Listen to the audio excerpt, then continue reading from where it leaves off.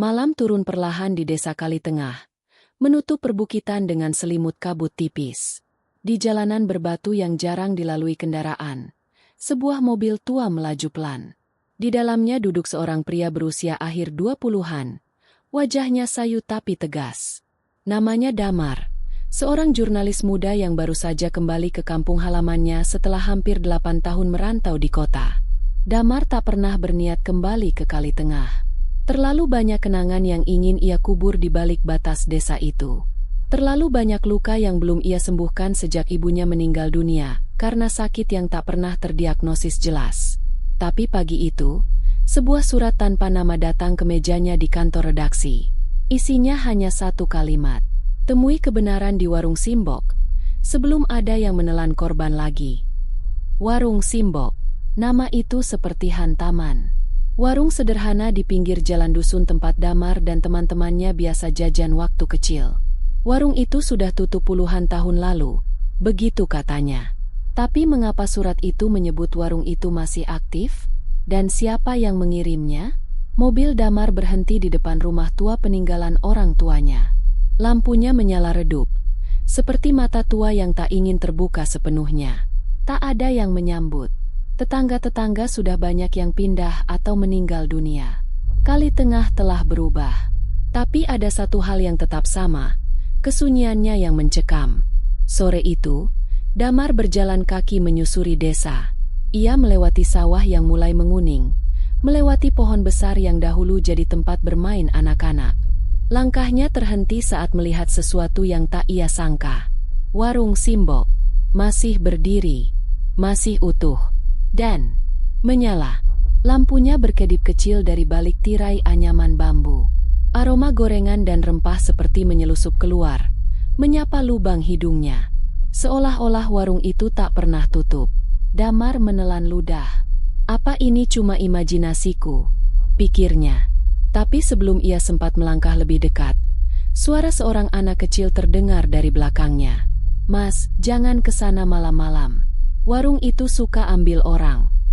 Ketika Damar menoleh, tak ada siapa-siapa. Hanya angin yang berembus pelan, membawa suara bambu yang bergesekan satu sama lain seperti bisikan. Damar tidak langsung kembali ke rumah malam itu. Ia berdiri mematung di seberang jalan, menatap warung Simbok yang tampak asing dan akrab dalam waktu yang sama. Tirai bambu yang menutupi pintunya berkibar pelan. Cahaya kuning remang menembus celah-celah dinding kayu yang lapuk. Warung itu seharusnya sudah runtuh. Ia bahkan ingat berita bahwa bangunan itu dibongkar saat Simbok meninggal belasan tahun lalu. Tapi kini, di hadapannya, warung itu berdiri seolah tak pernah ditinggalkan waktu. Bahkan lebih hidup daripada yang pernah ia ingat. Kalau warung itu masih buka, siapa yang jaga? Pikirnya. Damar menginjak ranting kering. Suaranya memecah keheningan, membuatnya tersadar. Ia memutuskan untuk tak mendekat, belum malam ini. Ia berjalan pulang, menyalakan semua lampu rumah yang ia bisa, lalu menatap langit-langit kamarnya sampai pagi menjelang. Tapi tidurnya tak datang.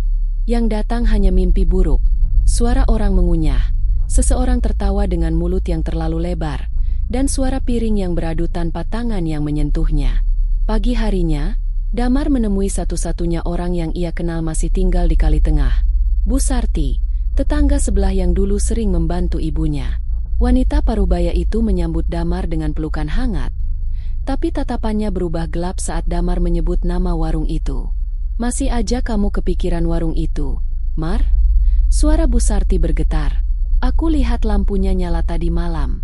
Bu, kayak ada yang buka." Bu Sarti menarik napas panjang.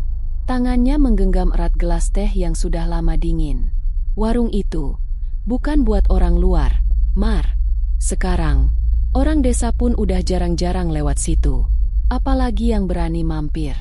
Yang terakhir mampir ke sana, anak rantau juga, baru 2 minggu lalu. Namanya Rio. Dan dia nggak pernah pulang lagi." Damar terdiam. Ia merasa darahnya berhenti mengalir sejenak. Polisi nyari, tapi kayak biasa, nggak ada yang ketemu. Yang ketemu cuma motornya, diparkir di depan warung. Kunci masih nempel. Kalau gitu kenapa nggak dibongkar? Damar sedikit meninggikan suara. Bu Sarti hanya menatap Damar. Matanya tampak lelah. Karena warung itu udah dicoba dibongkar berkali-kali. Tapi besoknya, selalu ada lagi. Sore itu, Damar duduk di depan rumah, menatap jalan menuju warung tua. Ia menggenggam surat tanpa nama yang telah melilit pikirannya sejak hari pertama ia terima. Temui kebenaran di warung Simbok, sebelum ada yang menelan korban lagi. Dan saat langit mulai berubah jingga, ia tahu satu hal. Ia harus masuk ke warung itu. Tapi tidak sebagai pembeli, sebagai penyelidik. Malam ketiga di Kali Tengah, Damar berdiri di depan cermin kamar lamanya, memandangi pantulan dirinya sendiri yang sudah terlalu lama asing di tempat ini. Tangan kirinya menggenggam kamera kecil, bukan untuk dokumentasi resmi, tapi untuk berjaga-jaga. Ia tahu, jika ia masuk ke warung itu dan tidak keluar, setidaknya akan ada jejak yang tertinggal. Di luar, langit gelap pekat, angin membawa suara gamelan dari kejauhan, entah dari rumah siapa. Desa ini selalu punya cara untuk menghidupkan suasana. Bahkan jika itu suara dari masa lalu. Damar keluar rumah pelan-pelan, menyusuri jalan setapak menuju warung. Desa ini terasa lebih sunyi dari malam sebelumnya. Tak ada suara jangkrik, tak ada lampu rumah yang menyala. Seolah-olah semua penduduk desa sedang menahan napas bersama. Sesampainya di depan warung, Damar berhenti. Tangannya gemetar saat meraih gagang pintu bambu itu. Warung Simbok kini menyala terang. Asap tipis mengepul dari dapurnya. Dan yang lebih membuat bulu kuduk Damar berdiri, di dalamnya terdengar suara piring beradu, kursi digeser, dan seseorang yang sedang memasak. Dengan perlahan, Damar membuka tirai bambu itu. Pintu terbuka. Warung itu tampak persis seperti dulu.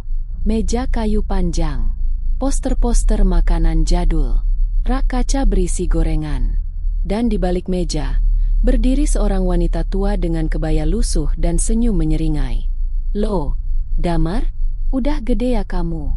Sini, duduk, embok masakin kesukaanmu, mie godok campur tempe goreng." Damar terpaku. Itu suara Simbok. Itu wajah Simbok. Tapi Simbok sudah meninggal 16 tahun yang lalu. "Bu, Simbok." Wanita itu tertawa kecil. "Kamu ini masih aja manggil embok, Bu. Ayo, cepet duduk. Makanan udah disiapin." Damar duduk. Bukan karena ia ingin, tapi karena tubuhnya seperti ditarik oleh sesuatu. Kursi kayu itu mendorong dirinya sendiri ke bawahnya. Ia mencoba bicara lagi, tapi lidahnya keluh. Simbok datang membawa semangkuk mie panas. Asapnya mengepul, dan baunya menggoda seperti masa kecil. Tapi Damar tidak menyentuhnya. Kamera kecil di sakunya menyala otomatis, mendeteksi gerakan. Tapi anehnya, layar kamera hanya menunjukkan ruangan kosong. Tak ada wanita tua, tak ada makanan. Dan saat Damar menatap ke depan lagi, warung itu sudah kosong. Bangkunya reot, lampunya padam. Semuanya gelap dan berdebu. Dan suara dari belakangnya berbisik, "Kenapa nggak dimakan? Teman-teman kamu semua makan, mereka kenyang sekali sampai nggak bisa pulang." Damar berdiri terguncang. Warung yang beberapa detik lalu menyala terang kini berubah jadi bangunan kosong, penuh debu dan sarang laba-laba. Pintu yang ia buka dengan tangannya kini hanya tinggal kerangka reot. Hampir tak bisa berdiri. Mangkuk mie yang tadi mengepul kini berubah menjadi mangkuk retak yang berisi tanah kering dan potongan rambut. Ia mundur pelan. Tubuhnya gemetar. Tapi sebelum sempat berbalik, matanya menangkap sesuatu di dinding belakang warung. Sebuah papan kayu usang, tergantung miring, bertuliskan tangan yang seperti dicoret paksa. Mereka yang sudah kenyang. Di bawah tulisan itu, ada deretan nama-nama yang ditulis dengan kapur putih. No, Sulastri, Hermawan, Erio, dan nama-nama lainnya. Semuanya berjumlah 21. Damar merasakan bulu kuduknya berdiri. Ia menelusuri nama-nama itu satu persatu. Beberapa adalah nama orang yang ia kenal. Anak-anak muda dari desa ini yang dulu sering nongkrong di warung Simbok. Beberapa nama lainnya, lebih asing, tapi ia tahu salah satunya, Rio. Nama yang disebut Bu Sarti. Dan di bawah daftar itu, tangan Damar gemetar saat membaca nama terakhir yang baru ditulis. Damar Setiawan. Tidak, gumamnya Parau. Ia meraih ponsel dari sakunya, ingin memotret papan nama itu. Tapi saat kamera diangkat, layar hanya menampilkan tembok kosong. Tak ada papan, tak ada nama, hanya dinding kusam yang mengelupas. Langkah kaki terdengar dari arah dapur. Perlahan, berat, seolah sesuatu sedang berjalan sambil membawa beban. Damar mundur, menelan napas cepat. Ia harus keluar. Tapi ketika ia mencoba membuka pintu itu sudah tidak ada. Yang ada hanyalah tembok padat tanpa celah. Di luar sana, Bu Sarti duduk di teras rumahnya, menatap kosong ke arah warung Simbok dari kejauhan. Di tangannya ada buku kecil. Ia membuka lembaran terakhir dan menuliskan satu nama tambahan di halaman itu. Damar Setiawan, malam ketiga. Air matanya jatuh tanpa suara. Maafkan kami, Mar, tapi warung itu tak pernah kenyang. Damar terjebak. Warung Simbok kini bukan lagi bangunan biasa. Ia telah menjadi ruang yang tak bisa dimengerti, di mana waktu seakan terhenti, dan dindingnya bergerak pelan seperti bernapas. Damar terduduk di lantai, napas tersengal. Ia menggenggam kamera kecilnya erat-erat. Satu-satunya benda dari luar yang belum dimakan oleh warung ini. Ia menyalakan mode perekam dan berbicara langsung ke lensa. Ini Damar Setiawan. Jika ada yang menemukan rekaman ini, jangan masuk ke warung ini. Jangan makan apapun. Ini bukan tempat biasa. Ini perangkap. Tiba-tiba, suara kayu berderak memecah kesunyian. Seseorang atau sesuatu sedang mendekat. Dari dapur, sesosok perempuan tua perlahan muncul. Tapi bukan lagi Simbok yang ia kenal. Wajahnya terlalu panjang. Matanya menghitam legam seperti lubang yang tak berujung. Dan senyumannya menyayat lebih dari sekadar kulit. Di tangannya, ia membawa piring putih yang berisi sepiring mie yang sama seperti sebelumnya, tapi kini berlumuran darah, dan dari dalamnya muncul potongan kain yang Damar kenali sebagai baju Rio. Kamu belum makan, Mar? Piring ini sudah ditaruh untukmu. Kalau kamu menolak, yang lain harus ganti. Yang lain? Perempuan itu tersenyum lebih lebar. Ia menunjuk ke arah langit-langit warung. Perlahan, Damar menengadah dan mendapati puluhan piring tergantung di atasnya. Masing-masing piring terikat benang merah dengan nama-nama yang sama seperti di papan sebelumnya. Semuanya terayun pelan, seolah menunggu, dan hanya satu piring yang kosong. Piring dengan namanya sendiri. Setiap orang yang makan di sini terikat janji untuk kenyang selamanya. Tapi perut manusia tak pernah tahu kapan berhenti. Damar gemetar. Ia harus keluar, harus menemukan celah. Ia merogoh saku, mencari sesuatu, dan menemukan korek api tua milik almarhum ayahnya yang selalu ia bawa. Dalam satu detik keberanian, ia menyalakan api dan melemparkannya ke rak kayu tua. Api menyambar. Warung itu mulai terbakar. Suara jeritan memekakan telinga menggema dari semua arah. Piring-piring di langit-langit mulai pecah satu persatu, mengeluarkan darah dan suara tawa mengerikan. Damar berlari ke arah dinding, dan saat api menyambar salah satu tiang utama, tembok yang sebelumnya padat mulai retak. Ia menerobos dengan tubuhnya, menghantam papan-papan lapuk, dan keluar ke malam yang dingin dan sunyi. Ia terhuyung di jalan setapak, tubuhnya dipenuhi luka. Tapi ia masih hidup, dan di belakangnya, warung itu masih berdiri, tak hangus, tak berubah. Dan dari dalam, terdengar suara lembut Simbok. Selamat datang kembali, Mar. Besok, kita siapkan piring baru. Damar tak tahu berapa lama ia pingsan di jalan tanah Kali Tengah. Ketika membuka mata, sinar matahari pagi menyilaukan wajahnya. Tubuhnya penuh luka. Pakaian terbakar sebagian, dan jantungnya berdegup seperti baru diselamatkan dari tenggelam. Seorang lelaki tua yang ia tak kenal berdiri di sampingnya. Kau keluar dari sana? Tanya lelaki itu sambil menunjuk ke arah warung Simbok. Damar hanya mengangguk lemah. Sudah lama tak ada yang bisa keluar dengan tubuh utuh. Pria itu memperkenalkan diri sebagai Mbah Pranoto, satu dari segelintir tetua desa yang masih hidup dan mengerti betul sejarah Kali Tengah, termasuk kutukan warung Simbok. Damar dibawa ke gubuk kecil milik Mbah Pranoto di pinggiran desa. Di sana, lelaki tua itu membuka lemari kayu dan mengeluarkan sebuah kitab tua berdebu. Ini bukan warung biasa, Nak. Warung Simbok didirikan dengan janji. Janji yang diikat dengan darah. Damar menyimak. Wajahnya pucat pasi. Dulu, waktu zaman penjajahan, desa ini sering kelaparan. Banyak yang mati. Simbok, yang waktu itu masih muda, berdoa di tengah malam, meminta kepada sesuatu agar rakyat Kali Tengah tak pernah kelaparan lagi. Dan sesuatu itu menjawab. Syaratnya satu, kata Mbah Pranoto sambil membalik halaman kitab. Setiap makanan yang disajikan harus diimbangi dengan jiwa yang bersedia tinggal.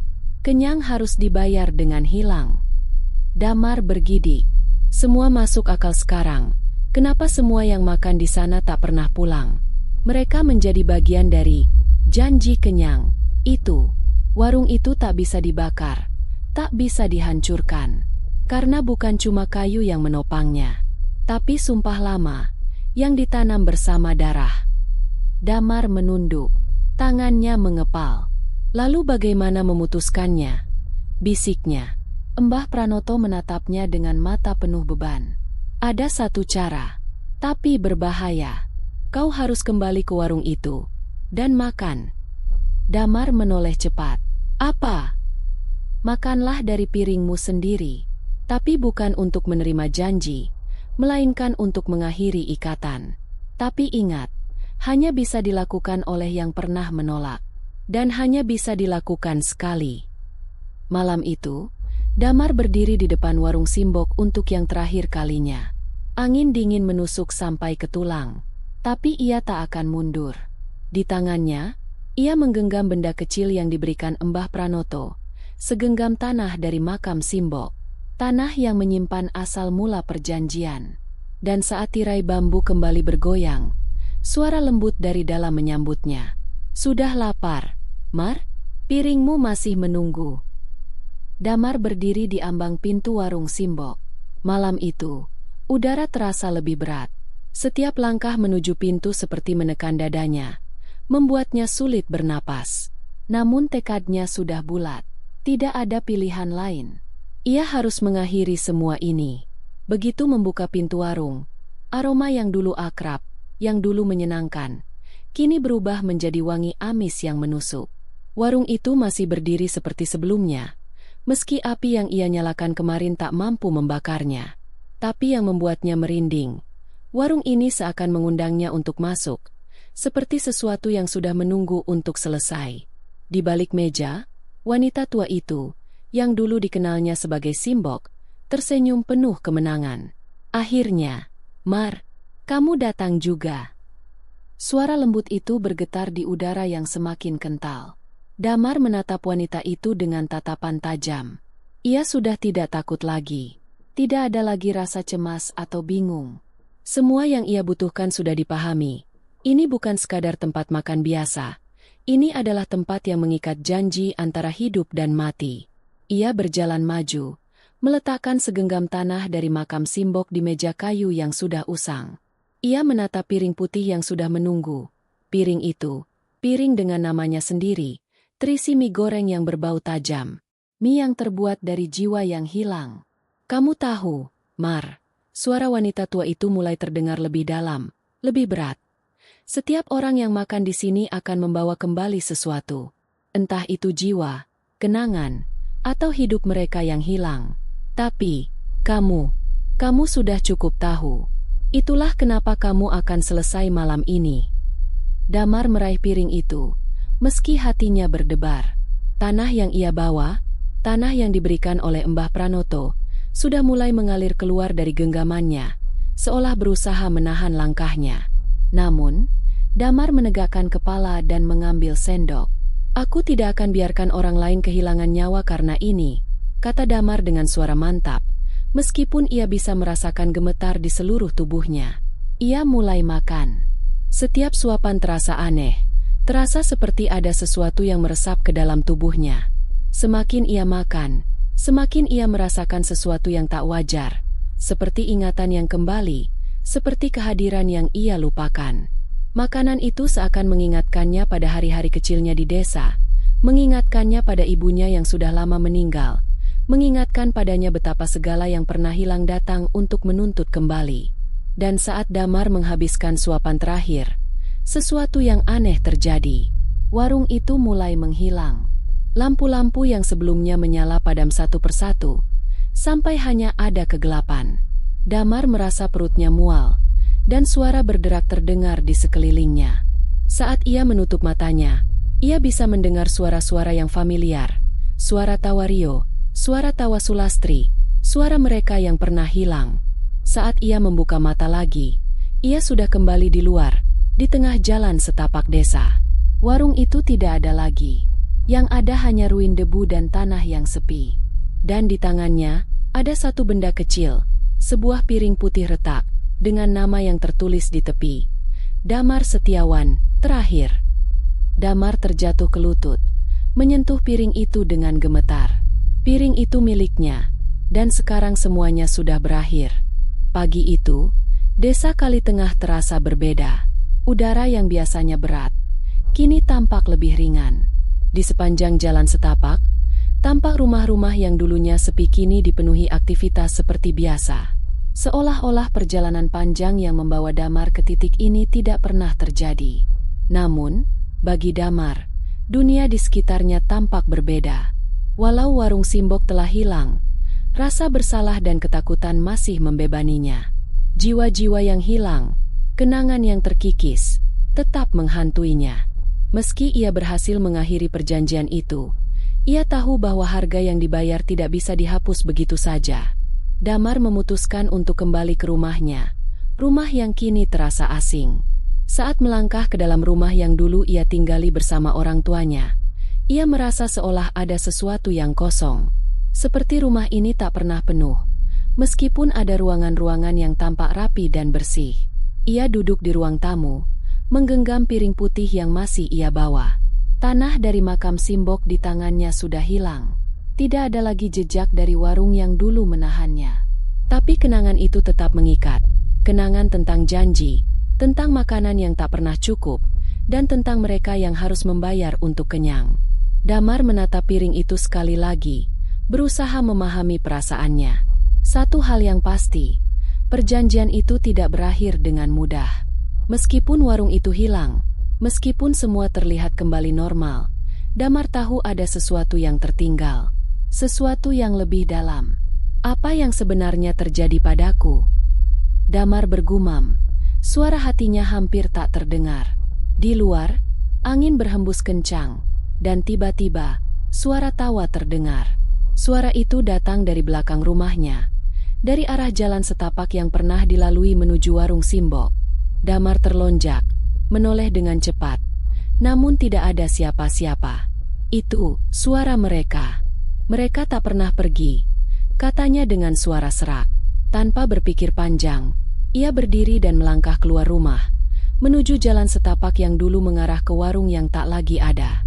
Setiap langkahnya semakin berat, dan suara tawa itu semakin jelas, seolah mengikuti di belakangnya. Damar menoleh ke kiri dan ke kanan, namun tidak ada apa-apa. Tiba-tiba, ia berhenti. Mata Damar tertuju pada sesuatu yang mengganggu perasaannya. Di tanah, ada sekuntum bunga merah, persis seperti yang selalu ada di sekitar warung Simbok. Bunga itu tampak tumbuh dari tanah yang tidak wajar, seolah tanah itu menciptakan sesuatu. Dengan hati yang berdetak kencang, Damar berjalan lebih dekat dan melihat lebih jelas. Di bawah bunga itu, tertulis sebuah nama yang ia kenal, Rio. Damar tertegun. Ini bukan hanya bunga biasa.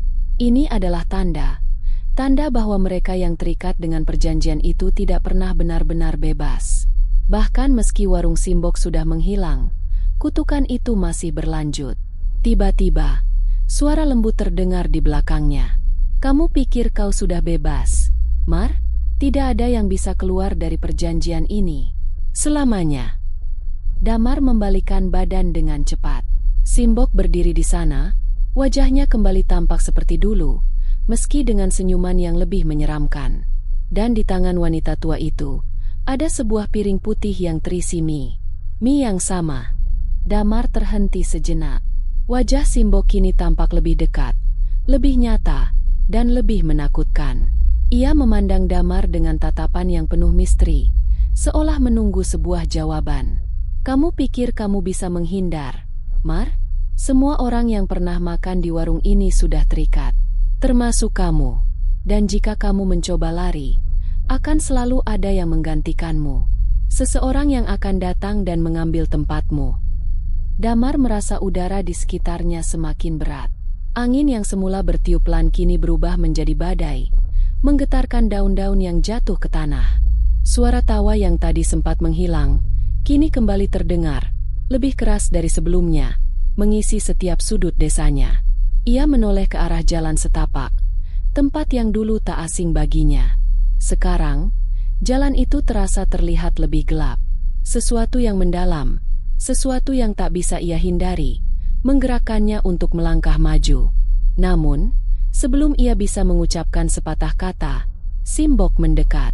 Ia mengangkat piring putih di tangannya dan mengarahkan ke wajah Damar. Mie goreng yang terisi penuh, seperti janji yang telah lama diciptakan. Mie yang diolah dari jiwa-jiwa yang hilang. Ini untukmu, Mar. Piringmu masih menunggu, ujar Simbok dengan senyuman tipis di wajahnya. Damar merasa perutnya bergejolak. Tak peduli berapa kali ia menolak, tak peduli berapa kali ia mencoba lari, warung ini akan selalu kembali. Hatinya terasa berat, dan perasaan seperti kehilangan mulai merayap kembali. Ia sadar, tidak ada jalan keluar yang mudah. Tidak ada pembebasan yang bisa mengakhiri ikatan itu. Aku tak akan makan lagi, kata Damar, suara yang lebih tegas dan penuh kemarahan. Aku tidak akan membiarkan ini terus berlanjut. Simbok tertawa kecil. Suaranya terdengar seperti deru angin di tengah malam.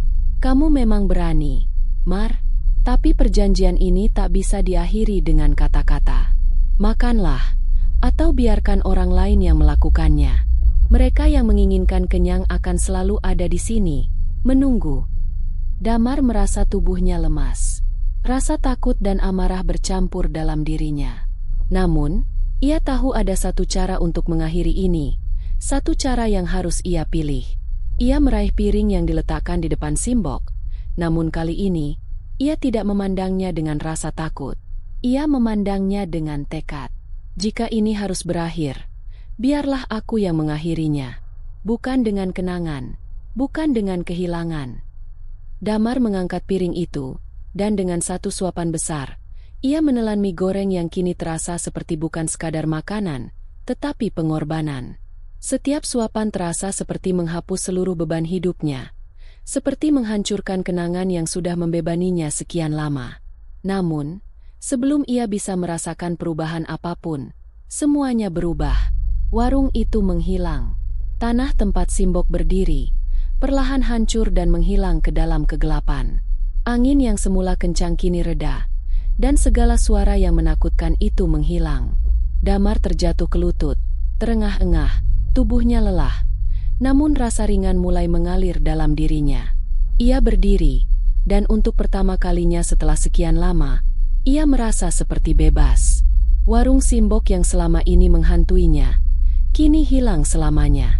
Namun, saat ia menoleh ke belakang, ia melihat sebuah bunga merah tumbuh di tanah, tepat di tempat di mana warung itu terakhir kali berdiri. Bunga itu menyilaukan dengan warnanya yang mencolok, dan di bawahnya, sebuah tulisan kecil muncul di tanah yang lembab. Hanya yang terikat yang dapat dibebaskan. Damar menyadari sesuatu. Walaupun ia berhasil mengakhiri perjanjian itu, ada tanda yang tertinggal. Tanda bahwa dunia ini tak pernah benar-benar bebas dari ikatan-ikatan tak terlihat. Ia harus membawa perubahan itu ke dalam hidupnya, dan melangkah maju untuk menghargai setiap langkah yang bisa ia ambil. Damar duduk di tepi jalan setapak yang membentang di Desa Kali Tengah, tempat yang dulunya dipenuhi oleh misteri dan ketakutan. Sekarang, udara terasa lebih segar. Desir angin yang dulu menekan, kini terasa menenangkan.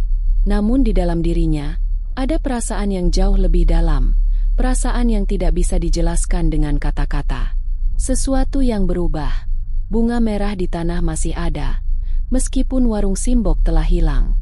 Damar memandang bunga itu dengan tatapan penuh arti. Ia tahu, meskipun perjanjian itu berakhir, kutukan yang mengikatnya sudah meninggalkan bekas. Namun, Damar juga tahu bahwa hidupnya tidak akan pernah sama. Ia telah melewati ujian terbesar dalam hidupnya. Ia telah melihat sisi gelap dari dunia ini, dan meskipun jalan itu penuh dengan rasa takut, ia berhasil bertahan. Ia berhasil keluar. Damar menatap langit yang cerah, merasakan cahaya matahari menyentuh kulitnya.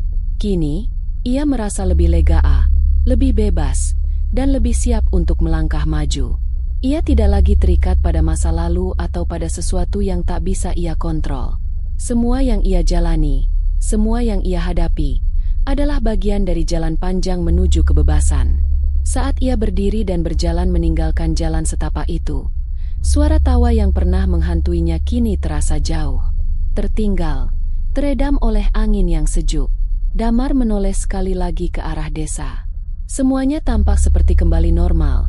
Rumah-rumah yang dulu sepi kini dipenuhi suara riuh, aktivitas yang tak pernah berhenti. Kali Tengah kembali menjadi desa yang dulu ia kenal, meskipun ia tahu bahwa di dalam diri setiap orang akan selalu ada sisi gelap yang tidak bisa dilupakan begitu saja. Semuanya akan baik-baik saja, bisiknya pada dirinya sendiri. Dengan langkah pasti, Damar meninggalkan desa, bukan untuk menghindar, tetapi untuk mencari sesuatu yang lebih dari sekadar kebebasan. Ia tahu bahwa meskipun ada ikatan yang tidak bisa dijelaskan, ada hal yang lebih besar yang harus ia temui. Di ujung jalan, ada sebuah desa lain yang menunggu. Sesuatu yang baru, yang tidak diikat oleh kutukan atau perjanjian lama. Sebuah dunia yang bisa ia ciptakan sendiri. Damar melangkah maju, dengan hati yang lebih ringan, dan keberanian yang lebih besar.